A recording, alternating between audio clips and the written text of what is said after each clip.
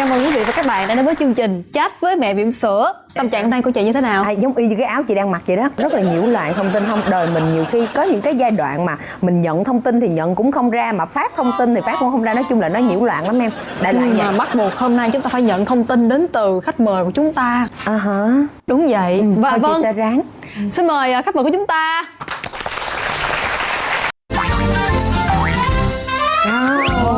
Chào chị. Chào em, chào tên Nhà, chào Thanh Trần. Dạ. Xin mời chị giới thiệu về bản thân. Chào các bạn, mình tên là Tố Nguyên. Năm nay mình 38 tuổi và mình đang làm kinh doanh. Dạ, hiện tại chị đã có mấy bé, chị kết hôn bao lâu rồi? Hiện tại là chị có 2 bé và chị kết hôn được 7 năm. Dạ. Chị đã có 2 bé và tướng chị rất là thon thả luôn đó. Cảm ơn em. Em sẽ cố tình không quay về phía sau. Dạ. Không biết câu chuyện khi mà chị biết tin có thai nó diễn ra như thế nào ạ? Thì lúc đầu là chị rất là vui vẻ, chị rất là hạnh phúc tại vì chị mong có bé lắm. Thứ nhất là mình cũng lớn tuổi, thứ hai là năm đó là năm rồng vàng nên chị muốn săn rồng. Thì đầu năm là chị lấy chồng và cuối năm là chị sanh, nhưng mà không ngờ là số trời cuối cùng chị cũng sanh bé vào cái tháng cuối cùng của năm 2012. Là tự cái đó là một cái thay đổi tự nhiên của thai kỳ, đúng là mình sinh hay là mình có can thiệp theo ý muốn chủ quan của mình không chị Nguyên? Cái đó là do cũng có cái sự can thiệp của bác sĩ, nhưng mà đó là do bắt buộc, do cái cơ thể của mình buộc phải can thiệp mổ sớm. Cơ thể của chị thay đổi như thế nào khi mang bầu?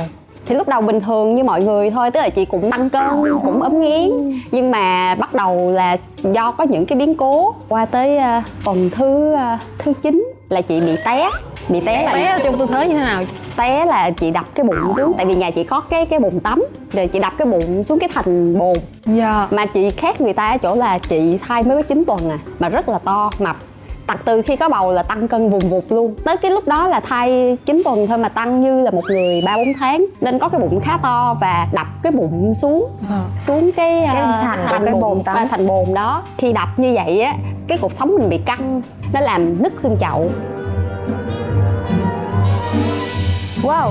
Và khi đó là không được bó bột, không được làm bất cứ một cái men gì hết, để làm tự nhiên. Đúng rồi, để làm tự nhiên. Đau lắm đó chị. Rất là đau khủng khiếp luôn. Và đêm đó là chị rất là lo, nhưng mà chị không đi cấp cứu ngay tại vì đau quá. Thì chồng mới nói là thôi vậy cố gắng chờ được tới khoảng 5 giờ sáng là chị đi cấp cứu ngay. Thì vô thì bác sĩ nói là do nhờ chị tăng cân quá nhiều, chị có một cái bụng chứa đầy nước nên nó tạo thành một cái bụng bong bóng để bảo vệ em bé ở giữa, nên em bé không sao. Nhưng mà cũng vì có cái bụng bự như vậy nó kéo cái cột sống xuống, nó nứt á. Từ đó trở đi là nguyên một cái thai kỳ rất là khổ. Đúng rồi. Đau đớn và phải nằm một chỗ, mọi thứ sinh hoạt là trên giường hết. Suốt 5 tháng phải nằm treo cái chân lên để giữ thai. Nói chung là khi bé được tới tháng 12 năm 2022 là lúc đó là bắt buộc phải mổ ra, đầu tháng là mổ ra luôn. Với hàng loạt những cái điều mà nó trở nên bất thường so với bao nhiêu bà mẹ bầu khác, thì lúc đó chị Nguyên nghĩ cái gì về cái hành trình đó của mình? Nói chung là cái tâm lý là đếm từng ngày từng giờ, tại vì nó đau, thai càng lớn chị càng tăng ký, cho nên chị rất là mong phải sanh bé càng sớm càng tốt để mình giảm thiểu cái đau đớn. Tức là cái tâm lý là vừa muốn con ra đời nhưng mà vừa muốn con không ra đời, để cho nó càng đủ tháng nó sẽ càng ổn cho bé. Mình vẫn muốn con được hưởng thụ cái thời kỳ ở trong bụng mẹ đầy đủ nhất. Đúng rồi, để cho bé được khỏe mạnh. Nhưng mà mình cũng muốn giải thoát cho mình, nên cái tâm lý nó cứ nửa vậy đó. Khi mà mình đi sanh á, thì lúc đó là tình trạng của chị như thế nào? Lúc mà đi sanh á, thì bác sĩ có nói trước là em bé này nó kiểu như nó rất là yếu. Bác sĩ cảm nhận là gần như không có tim thai. Nó yếu dần. Em bé nó yếu quá đi nên bác sĩ quyết định là phải mổ. Và có một điều mắc cười với là trước khi mổ thì tất cả sẽ được vệ sinh này kia và nằm lên giường bệnh xếp lớp như cá vậy đó. Thì kế cái giường bệnh của chị là một cái bác nam lớn tuổi cũng chuẩn bị mổ. Thì chị mổ phòng số 4, bác mổ phòng số 5. Y tá làm việc sau đó treo lộn 2 cái bảng lên trên cái giường của bệnh nhân. Thì chuẩn bị đẩy bác đó vô là để mổ, còn chị là vô để mổ thận. Bác đó mổ thận. Trời ơi. Trời đất ơi. Một cái là mổ thai, một cái là mổ thận.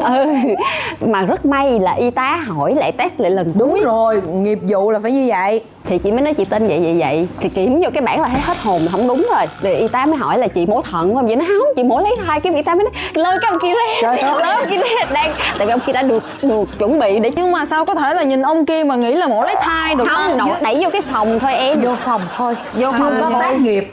Cái vấn đề là ở chỗ gì nè, mổ lấy thai bác kia thì không thấy thai, nhưng mổ thận thì sẽ thấy thận. Đúng, đó là cái vấn đề Đó, cái vấn đề nó như vậy. Rồi sao chị? Thì lúc đó bắt đầu chị tỉnh, bác sĩ kêu ngồi dậy để gây tê màng cứng. Tự nhiên một cảm giác thiệt là thoải mái. Cái bác sĩ nói ồ, lần đầu tiên mới thấy một người gây tê màng cứng mà đã gì, còn kêu bác chích thêm mũi nữa đi bác. Tại vì đã quá mất hết cảm giác đau. Rồi bác làm những thao tác, rồi chị vừa nằm vừa cầu nguyện. Tại vì lúc đó là đã được báo trước là em bé yếu. Thì khi lấy bé ra thì nghe tiếng con khóc là thấy thoải mái rồi. Mình kiểu như mình yên tâm và mình muốn nhìn mặt bé, nhưng mà con mình mà như là sợ mình ăn trộm. Nhìn nè, rồi rút lại đi. Có 2 giây mới quay ra chưa thấy mặt mũi gì hết. Và bé bị nhiễm trùng ối. Vừa mổ ra là bé đã được cách ly khỏi mẹ và đưa xuống phòng nằm, phòng dưỡng nhi nằm được 5 ngày rồi chị đưa ra. Cái cảm giác rất là sung sướng khi được bế con. Vừa gặp con thấy thương lắm, tại vì cái tay nó có chút xíu mà cái kim nó dài như thế này nè, nó được ghim vô tại vì nó nằm dưỡng nhi em. Tội nghiệp mới nhỏ xíu mà phải. Chị nhớ là chị có khóc khi gặp nó. Phải chiến đấu rất là nhiều ha. Nhưng mà với cái trải nghiệm như vậy thì đến bé thứ hai thì chị có cảm thấy sợ không? Nói về bé thứ hai thì nó còn ly kỳ hơn bé thứ nhất. Là tại vì Kỳ á chị cái gì cũng khá ổn. Nhưng mà riêng cái chuyện bầu bì và sanh nở của chị là cả một cái gì đó gọi là chiến đấu. Thì bé thứ hai là chị phải đổi mạng với nó. Là tại vì bé đầu tiên chị bị như vậy, cái cột sống của chị sau khi sanh xong á, nó đỡ đau hơn rất nhiều, nhưng vận động nhiều là nó đau khủng khiếp. Nội như vậy thôi là mình cũng đã sợ mang thai rồi, mình nhớ lại cái cảm giác hồi xưa mình đau như thế nào. Nhưng mà mình cũng phải hy sinh, tại mình cũng muốn có một đứa nữa cho con mình, chỉ có em. Thì sau 5 năm chờ đợi thì hai vợ chồng có tin vui. Thì ngày mà cấn thai thì thôi khỏi nói thì vui vô cùng, nhưng mà cũng kèm theo một cái nỗi lo là liệu có giữ được bé này hay không. Tại vì trước đó là chị đã làm các xét nghiệm và bác sĩ có nói là nếu có con thì sẽ nguy hiểm, rất nguy hiểm đến tính mạng của mẹ. Thêm một cái nữa là do lúc đầu chị phải sanh mổ, nên cái vết mổ ở tử cung nó có cái vết sẹo và thai nó bám vô như vậy. Nó không bám ngay cái tử cung mà nó lại bám vô cái vết mổ, nên cái khả năng xác suất sảy thai rất là cao. Và thai lớn theo từng ngày là chị hồi hộp lo lắng theo từng ngày. Khi bé được 12 tuần chị mới đi kiểm tra độ mờ ga gáy và bác sĩ mới nói là xác suất bé bị bệnh đau á, là 95%. Wow. Hai vợ chồng bị sốc. Thì bây giờ mới suy nghĩ là có nên giữ thai hay không. Và để chắc ăn á, thì bác sĩ kêu chọc ối đi để kiểm tra là chắc ăn nhất. các cái chỉ số. Nhưng mà bác sĩ nói do chị lớn tuổi quá, chọc ối thì cái khả năng sảy thai sẽ rất cao. Đó thì bây giờ hai vợ chồng quyết định là không chọc ối, không gì hết. Con bị đau vẫn giữ, vẫn sanh. Xong cái tới khi thai lớn hơn là được khoảng 16, 17 tuần gì đó thì bác sĩ xét nghiệm và nói là bé bị mù. Nói chung họ đo cái gì đó, họ nói bé bị mù. Thì bác sĩ hỏi là bây giờ có nên mổ lấy ra không để giải thoát cho nó. Thì hai vợ chồng mới nói không, kiểu nào cũng giữ. Nó như thế nào mình cũng nuôi. Không thể nào mà mình lựa chọn một đứa con xinh đẹp, khỏe khoắn mình mới giữ. Xong cái thai lớn hơn nữa thì đi chụp x-quang, đi xét nghiệm siêu âm 3D. Thì lúc đó bé đưa tay lên như thế nào đó mà bác sĩ thấy có 4 ngón thôi.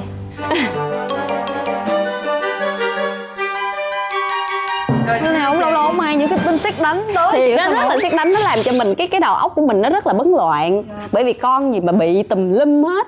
Và bản thân mình, bác sĩ nói thai càng lớn thì cái tử cung nó sẽ càng bị rạn, bị nứt, bị bể bất cứ lúc nào và mẹ có thể chết bất cứ lúc nào. Như vậy thì mẹ chết con cũng chết. Nói chung là tâm lý mình không có được bao giờ được ổn định lợi luôn. Tới cỡ 6 tháng bác sĩ nói thôi bây giờ mổ đi để xác suất cứu mẹ cao, chứ bây giờ bé yếu quá rồi. Thì bây giờ quyết định mổ đi. Chồng chị với chị quyết định không. Phải ký với một tờ giấy cam kết là nếu có chuyện gì phải chấp nhận.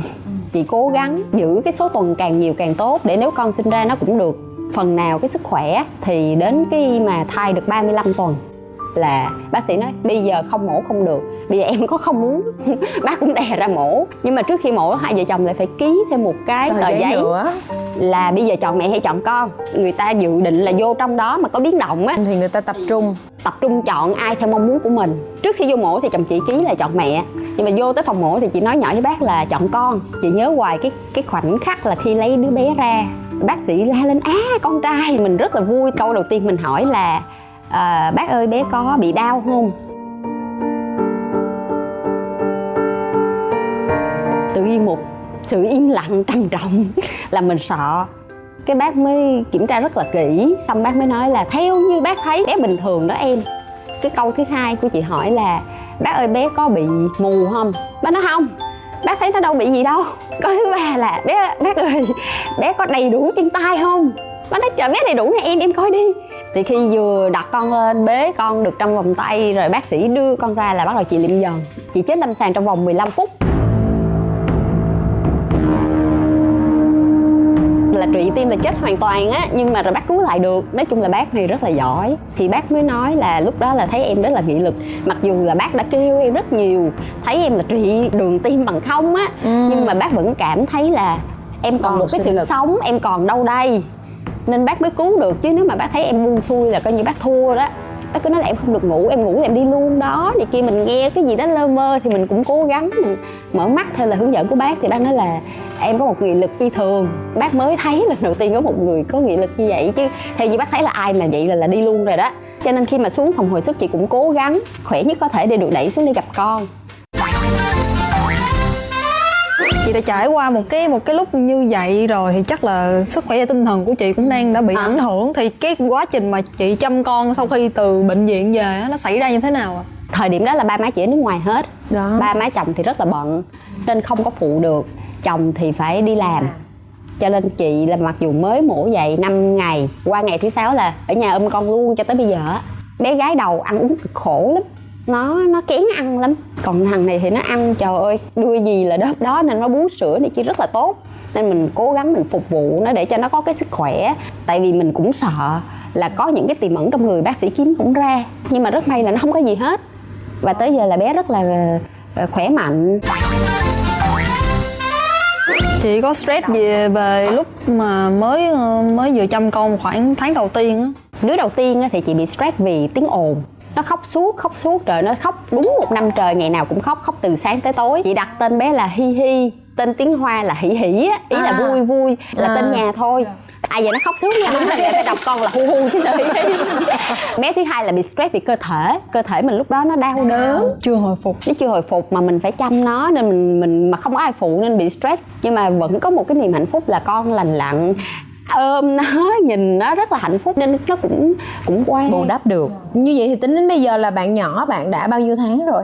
Được 14 tháng. 14 tháng và mình đã ở nhà 14 tháng với con. Từ khi có bầu đứa đầu tiên là chị nghỉ làm luôn, cho tới giờ là ở nhà 7 năm. Nên là mẹ bỉm sữa thuần túy luôn. Không thuần túy thì cũng không đến nỗi, tại vì chị làm việc, chị có công ty, chị làm việc qua mạng thì nhân viên hay gì đó cứ việc làm ở công ty, chị ở nhà điều hành, quản lý bán hàng này kia. Nói về cái vấn đề này nó cũng là một cái vấn đề rất là nan giải. Chị thuộc loại người kỹ tính, cầu toàn, giống như mình cảm giác là ai chăm con mình cũng không vừa ý và mình phải tự gánh hết, tự làm việc. Như vậy thì thời gian dành cho bản thân còn không? Vẫn còn, bởi riết thành cú đêm luôn. Con ngủ, công việc xong hết là bắt đầu mình chăm sóc bản thân, mình dưỡng tóc, mình dưỡng da. Nói chung là cái điều sợ hãi nhất của chị là xấu. Tại vì cái hồi chị bầu chị xấu khủng khiếp lắm, biến dạng hoàn toàn, đến độ mà cái cô hàng xóm của nhà chồng nói ủa đây là cái cô dâu mới cưới hồi đó. Nói chung là không có giống luôn á, khác hoàn toàn luôn á. Ủa chị lấy lại giấy như thế nào vậy? Đây là câu hỏi mà rất là nhiều người hỏi chị. Cái việc mà tăng cân nhiều á là để phục vụ cho việc bầu, nên cái việc giảm cân cũng là một cái vấn đề. Tại vì chị phải vừa ăn uống đầy đủ chất cho có sữa, mà vừa làm sao cho mình đẹp, nên chị theo cái chế độ là low carb. Tức là chỉ ăn thịt, cắt giảm hết hầu như tinh bột. Nhưng mẹ chị lại nói là nếu con giảm tinh bột sao con có sữa, nên bắt buộc chị phải uống sữa bầu, phải tăng ký cho con có sữa bú. Mà một cái là phải giảm cho mình, nên chị mới uống gừng. Tại vì gừng nó nóng lắm, sẽ làm cho các cái mỡ nó phân hủy, nó đào thải ra bớt. Sau khi sinh là chị đã gặp tình trạng là bị hay quên mất trí nhớ đúng không ạ? Đúng rồi, tại vì từ lúc mà sanh bé đầu tiên là trí nhớ đã rất giảm rất là nhiều. Vì gây tê này kia không nói, nhưng mà qua tới bầu bé thứ hai thì giảm còn dữ nữa. Thứ nhất là thiếu chất, thứ hai là trong cái quá trình mà giữ thai đã tiêm những cái thuốc nó làm ảnh hưởng tới cái trí nhớ của mình. Chị cũng có đi khám bác sĩ uống thuốc để nhớ, do cái vấn đề là không nhớ thuốc để đâu và uống mấy giờ, thành ra cũng không chữa được cái bệnh đó luôn. Uống thuốc để tăng trí nhớ nhưng không nhớ thuốc đã để đâu và uống bao nhiêu lần một ngày. Đúng rồi. Chuyện vợ chồng của chị sau khi sinh xong thì nó như thế nào ạ? Bé đầu tiên thì chuyện vợ chồng cũng thoải mái, cũng bình thường. Nhưng mà qua tới bé thứ hai là mình có một cái gì đó mình vừa sợ cấn bầu lại mà vừa mệt mỏi, rồi cộng thêm công việc. Mà chị cũng là một người phụ nữ may mắn là chồng cũng bận quá, hai vợ chồng ai cũng bận hết. May mắn là chồng bận quá. Mọi sự trên đời này đều có cái may của nó. Cho nên là hai vợ chồng hầu như không nghĩ tới chuyện đó luôn đó. Có khi nào trong cái giai đoạn mà mình biết rằng là nó đang rất là ổn và mình cũng cảm thấy cái diễn biến là nó hợp ý mình, nhưng mà có khi nào mình cũng cảm thấy nó lo về cái chuyện đó không chị? Vì cái chuyện là ủa tại sao không ai có nhu cầu hết trơn vậy? Thì mình có cảm thấy thực ra cũng nên lưu ý về chuyện này không? Không, thực sự là không có lo. Tại vì chồng chị rất là đẹp trai nhưng mà ảnh lại rất bận. Thành ra mình biết, ngoài cái việc đi làm về là ảnh ôm con phụ mình, thành thử ra mình biết cái sức khỏe của ảnh và mình cũng biết luôn cái tâm lý của ảnh, nên mình rất là tự tin rằng là hai vợ chồng không ai phản bội ai vì cái chuyện kia, tại vì ai cũng mệt với ai. Quan trọng là niềm tin mình dành cho nhau để mình hiểu bản chất vấn đề. Ngoài đẹp trai ra chồng chị còn tật xấu gì không? Tật xấu là quá hiền lành thùy mị. Nhiều khi ảnh cũng chọc cho mình giận lên, tại vì chị là một người rất là quyết đoán, nhất là trong kinh doanh nữa, mà ảnh thì cái gì cũng rề rà, từ từ. Mà cái tật xấu nhất mà ảnh có là mà chị ghét nhất luôn á, là chiều con một cách vô tội vạ. Con muốn gì cho hết mà không biết rằng là làm như vậy sẽ hư con, kiểu như là trống đánh xuôi kèn thổi ngược á. Chị nói một đằng, ảnh lại phản lại, làm một nẻo, làm cho con cái khó dạy. Và bé đầu bé Hi Hi nó thương ba đó lắm, tại vì ba nó chiều nó. Còn mẹ như ác quỷ vậy đó. Tại vì thường con nít nó sẽ xin những cái gì ăn mì gói, uống coca, những cái đó nó có hại cho sức khỏe của nó, mình không cho. Nhưng mà ba nó lại nói ôi uống chút xíu có sao đâu. Vậy thì bữa đây chị có gì muốn nhắn gửi đến chồng của mình hay không? Điều mà em muốn nhắn gửi là cảm ơn anh đã phụ em chăm con và thương yêu em hết mình. Nếu mà tốt nhất có thể thì anh làm ơn giúp em là kiềm chế bớt cái tánh mà thương con quá, nó làm cho hai vợ chồng mình hay gây lộn, với lại em cũng khó dạy con hơn. Đó là điều mà em không có thích lắm, làm cho cái cuộc sống nó bị căng thẳng. Ôi chị ngắn gọn vậy thôi hả chị? Tại vì thiệt ra ảnh rất là tốt, ảnh đâu không rượu chè, không cờ bạc, hút thuốc lá cũng không, đàn đúm cũng không, nên chị cũng không có gì để nhắn với ảnh hết. Kiếp trước chị tu ở chùa nào vậy? Không, chị làm trụ trì luôn đó em, chứ không có tu thường đó. Tu ở chùa nào mà sao tự nhiên hốt được người chồng quá dữ dội? Rõ ràng là để có một người chồng tốt thì bản thân vợ cũng sẽ phải có một cái gọi là một cái năng lượng, một năng lực tương ứng. Và với chị Nguyên ngày hôm nay thì chị nghĩ rằng là không có tự nhiên. Cái nỗ lực từ bên trong chính hai cái trải nghiệm thai kỳ cũng cho thấy rằng là trên thực tế là nếu như mà chúng ta bình tĩnh, chúng ta gọi là chúng ta có một cái niềm tin, chúng ta theo đuổi thì có thể là chúng ta sẽ gặp được phép màu. Đó là lý do mà tại sao đối với những mẹ bỉm sữa thì những người xung quanh trong cái việc hỗ trợ chăm sóc tinh thần cho họ nó có một cái vai trò rất là lớn. Thì cảm ơn chị ngày hôm nay là đã được gặp chị Nguyên, một người rất là nghị lực. Xin cảm ơn sự tham gia của chị Nguyên. Và chương trình Trái Bánh Mẹ Bỉm Sữa của chúng ta ngày hôm nay cũng đã khép lại rồi. Chương trình được chiếu vào lúc 15:20 thứ Bảy hàng tuần trên kênh HTV7. Và trong trường hợp quá bận rộn, chúng ta có thể xem lại trên YouTube ở kênh MCV Media hoặc cổng thông tin Love TV. Nhưng mà mẹ bỉm sữa nào muốn đăng ký tham gia thì chúng ta đừng quên truy cập vào fanpage Gia Đình TV mọi người nhé. Xin chào và hẹn gặp lại.